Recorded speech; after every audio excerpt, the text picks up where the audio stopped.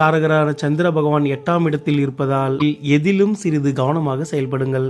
மிருக சிருஷத்தில் பிறந்தவர்கள் அஸ்வினி, மகம், மூலம் இந்த நட்சத்திர நாட்களில் நீங்கள் மேற்கொள்ளும் செயலுக்கு உங்களுக்கு சாதகமான பலன்கள் கிடைக்கும்.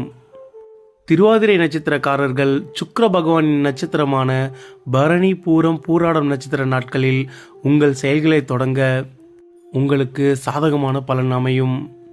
புனர்பூச நட்சத்திரக்காரர்கள் சூரிய பகவானின் நட்சத்திரமான கார்த்திகை, உத்திரம், உத்திராட நட்சத்திர நாட்களை பயன்படுத்துவது சாதகமான பலனை ஏற்படுத்தும். திருமணம் போன்ற சுப நிகழ்வுகளுக்கு சுக்கிர பகவானின் நட்சத்திரங்களை தவிர்ப்பது நல்லது. மிதுனராசிக்காரர்களுக்கு காதலுக்கும் திருமணத்திற்கும் விருச்சிகம் மற்றும் மகர ராசியை தவிர்ப்பது நல்லது. துலாம், கும்பம், கன்னி ராசிக்காரர்கள் சிறந்த வாழ்க்கை துணையாக அமைவார்கள். குரு பகவான் ஜென்மத்தில் இருக்கும் வரை வேலை விஷயத்திலும் குடும்பத்திலும் சற்று அனுசரித்து செல்லுங்கள். இல்லையென்றால் வேறு கிளைகளுக்கு மாற்றப்பட்டு அலக்கழிக்கப்படுவீர்கள். இந்த மாதம் மிதுன ராசிக்காரர்களுக்கு நன்மையை கொடுக்கக்கூடிய ஒரு நல்ல மாதமாகவே அமைந்துள்ளது.